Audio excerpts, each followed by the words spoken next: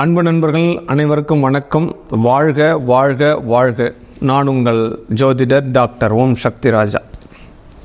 இந்த புரட்டாசி மாதத்தினுடைய பலாபலன் எப்படி இருக்க போகிறது, அதுவும் குறிப்பாக இந்த கன்னி ராசிக்கு எப்படி இருக்க போகுது? விரையாதிபதி ராசியில் வரக்கூடிய காலம், ஏற்கனவே ஆல்ரெடி ராசியாதிபதி விரயத்திலிருந்து உங்கள் ராசியை நோக்கி வந்து கொண்டிருக்கிறாங்க.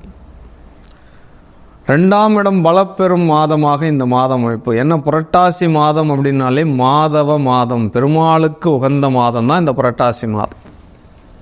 உங்கள் ராசியாதிபதி ராசியில் பயணம் வரும்போது உங்களுக்கு மிகப்பெரிய ஒரு வெற்றி அனுகூலங்கள் கிட்டும் அப்படின்னு சொல்லலாம். தொலைதூர பயணங்கள் உங்களை தேடி வரும். ஏற்கனவே விசா போட்டிருக்கேன், இன்னும் எனக்கு வெளிநாட்டு பயணங்கள் கிடைக்கல, வெளிநாட்டிலேருந்து நான் இந்திய நாட்டுக்கு வரணும் ட்ரை பண்ணுற முடியல. இந்த மாதிரி 2 திங்கிங் உள்ளவர்களுக்கு 2 விஷயமும் நடக்கும்.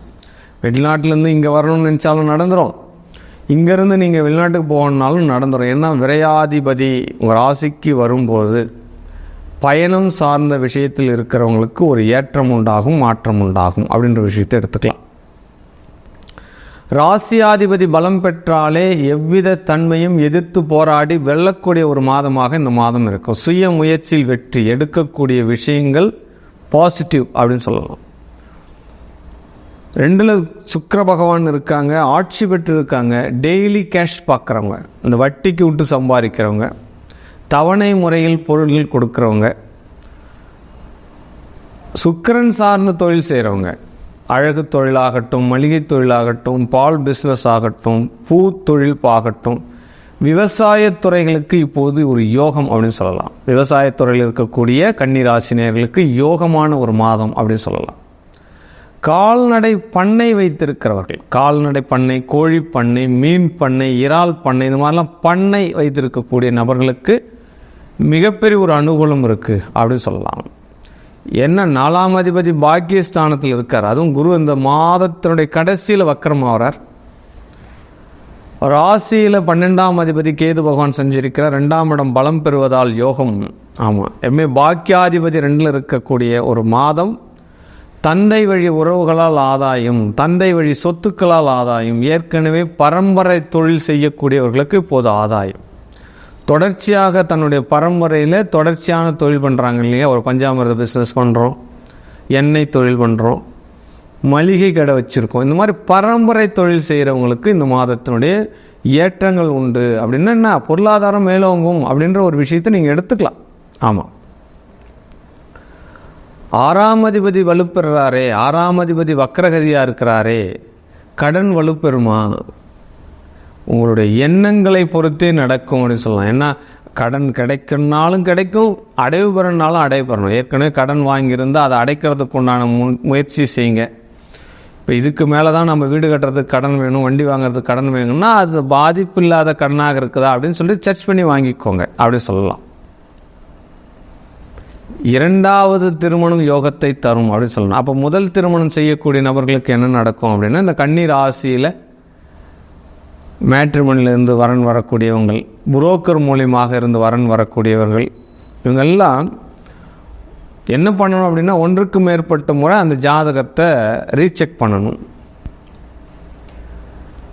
காதல் திருமணங்கள் இங்கே சில தடைகளை கொடுக்கும் மாதம் அப்படி கூட எடுத்துக்கலாம். என்ன விஷயமோ அதை தான் நம்ம சொல்லணும். அது மைனஸாக இருக்குதுன்றதுக்காக அதை சொல்லாமல் நம்ம கடந்து போக முடியாது இல்லையா. என்ன 12, 7, 5 இந்த பாவங்கள் எல்லாம் சம்மந்தப்படும் போது ஏதோ ஒரு இந்த காலகட்டம் ஜஸ்டிஃபைடு ஒரு பிரேக்கப் ஆகிறதுக்கு சான்சஸ் இருக்குது அப்படின்ற ஒரு விஷயத்தை எடுத்துக்கலாம். கடன் வாங்கியாவது தொழில் பண்ணி ஆகணும். தொழில் கண்டிப்பாக நடக்கும். அது பிறருடைய வருமானங்கள் நமக்கு போகும் அப்படின்னு சொல்லலாம். பிறருடைய சொத்துக்கள் நமக்கு வரும், பினாமி சொத்துக்கள் வரும் அப்படின்ற ஒரு விஷயத்தை எடுத்துக்கலாம். அது சாதகமாக பாதகமான்ற விஷயத்தை உங்களுடைய ஜனன ஜாதகத்தை ரீசெக் பண்ணிக்கிறது நல்லது. என்ன இருந்தாலும் உங்கள் ராசியை குரு பகவான் பார்க்குறார். அது வக்கரமானாலும் பார்ப்பார், நேர்கதியில் இருந்தாலும் பார்ப்பார். செவ்வாய் பகவான் 10ல் அமர்ந்தால் அது திக்பலம் அப்படின்னு சொல்லப்படுது. செவ்வாயினுடைய திக்பலம் உங்களுடைய தொழில் பலம் அப்படின்னு சொல்லலாம். சுய முயற்சி வெற்றி அப்படின்னு சொல்லலாம். சுய தொழில் பண்ணுறவங்க, இந்த சிறு குறு தொழில் பண்ணுறவங்க, அந்நிய முதலீடு பண்ணுறவங்க,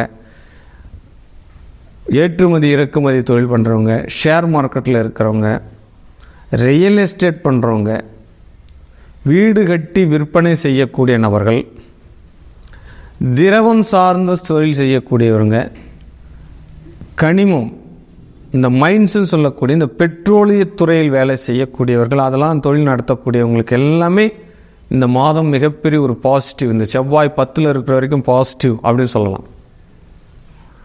உயர்தரமான படிப்பை படித்து கொண்டிருக்கிறவர்கள், ஆமாம்,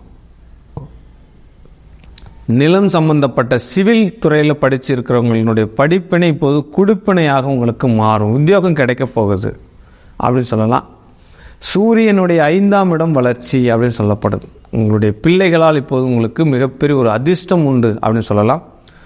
பூர்வ புண்ணியத்தில் இருக்கக்கூடிய சொத்துக்கள், ஏற்கனவே தாத்தா சொத்து வச்சிருந்த சம்பாதிச்சு வச்சிருந்த சொத்து, அப்பாவுடைய சொத்துக்கள், இதெல்லாம் கொடுத்துட்டு பரிணாம வளர்ச்சியில் இன்னொரு ட்ரெண்டிங்காக இருக்கக்கூடிய இடத்துல உங்களுடைய பிஸ்னஸை நிர்வகித்ததுக்கு உண்டான இந்த காலகட்டம் அதுக்கெல்லாம் சாதகமாக இருக்கிறது அப்படின்ற ஒரு விஷயத்தை எடுத்துக்கலாம். நோய்கள் தீர்க்கக்கூடிய ஒரு மாதம் அப்படின்னு சொல்லலாம். நீண்ட நாட்களாக தலைவலி இருக்குது, கைகால் வலி இருக்குது, வயிறு ரோகப்பட்ட பிரச்சனை இருக்குது, அப்போ உடல் சார்ந்த பிணிகள் இருக்கக்கூடியவர்களுக்கு இந்த 6ஆம் இடம் சனி வக்கர நிலையில் இருக்கிற வரைக்குமே பெருநோய்கள் தீர்க்கப்படக்கூடிய ஒரு பாவகமாக அது சொல்லப்படுகிறது அப்படின்னு சொல்லப்படாது. அதுவும் பாதம் சார்ந்த நோய்களுக்கு தீர்வு கிடைக்கும் அப்படின்ற ஒரு விஷயத்தை எடுத்துக்கலாம். கண்டிப்பாக இந்த கன்னி ராசியினுடைய அதிபதி புதன் பகவான் வலுப்பெறும்போது மிகப்பெரிய ஒரு அனுகூலம் கிடைக்கப் போகிறது அப்படின்னு சொல்லலாம். மேலும் இந்த கன்னிராசியினுடைய இந்த மாதத்தினுடைய பெரும் பலன் எடுத்துக்கணும் அப்படின்னா அர்த்தநாரீஸ்வரருடைய வழிபாடு உங்களுக்கு மிகப்பெரிய ஒரு யோகத்தை தரக்கூடிய ஒரு மாதமாக இந்த புரட்டாசி மாதம் அமையணும். வாழ்க வாழ்க வாழ்க வாழ்க வளமுடன். ஒவ்வொரு மாதத்தினுடைய பலாபலன் என்பது கிரக சஞ்சாரங்களை கொண்டும் கோச்சார கிரகங்களுடைய நகர்வுகளை கொண்டும் காலபுருஷ தத்துவத்தினுடைய அடிப்படையில் கிரகத்தினுடைய நகர்வுகளை பொறுத்து தான் நம்ம பார்க்குறோம். ஒரு கிரக அதிபதி எந்த பாவகத்தில் அமர்ந்திருக்கார், என்ன நட்சத்திரத்தில் அமர்ந்திருக்கார், அவர் நட்சத்திர அதிபதி என்ன, ஜென்ம நட்சத்திராதிபதி எந்த பாவகத்தில் இருக்கார், அவர் எந்த காரகத்தில் இருக்கார் அப்படின்ற விஷயங்கள் எல்லாம் நீங்கள் தெரிஞ்சுக்கணும். அப்படின்னா உங்களுடைய சுய ஜாதகத்தினுடைய நிலையை நீங்கள் தெரிஞ்சுக்கணும். அதனுடைய பலன்கள் மட்டுமே முழுமையான பலன்களை கொண்டு செல்லும் அப்படின்னு எடுத்துக்கலாம். ஆமாம், ஏன்னா ஒரு ஜாதகத்தில் உங்கள் ஜென்ம நட்சத்திர அதிபதி நின்ற அதிபதி யார், அவருக்கு வீடு கொடுத்த கிரகம் யார், அவர் ஆட்சி பெற்றிருக்காரா, நீச்சமாக இருக்காரா, அப்போ ஒரு நீச்ச கிரகத்தின் மீது உங்கள் ஜென்ம நட்சத்திராதிபதி பயணிக்கிறாரா, அப்போ கோச்சார கிரகங்களினுடைய பரிகாரம் என்ன, குரு வந்தால் மட்டும்தான் பரிகாரம். அப்போ நமக்கு என்னைக்கு பிராப்தம் இருக்குது, எப்படியெல்லாம் நம்ம வாழ்க்கையை உயர்த்திக்கலாம், இப்படி பலதரப்பட்ட கேள்விக்கு பதில் உங்களுடைய ஜனன ஜாதகத்தினுடைய தீர்வு மட்டுமே. ஆமாம், உங்கள் ஜனன ஜாதகத்தினுடைய தீர்வை தெரிஞ்சுக்கணும் அப்படின்னு நீங்கள் நினச்சிங்க அப்படின்னா கீழே கொடுக்கப்பட்டுள்ள என்னுடைய வாட்ஸ்அப் குழுவிற்கு உங்களுடைய பிறந்த தேதி, பிறந்த நேரம், பிறந்த இடம், உங்களுடைய பெயர் அனுப்பி கட்டணம் செலுத்தி அப்பாயின்மெண்ட் எடுத்து நீங்கள் தெரிஞ்சுக்கோங்க.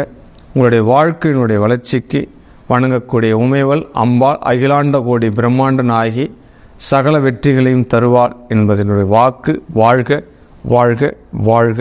ஆனந்த வணக்கம். வாழ்க வளமுடன்.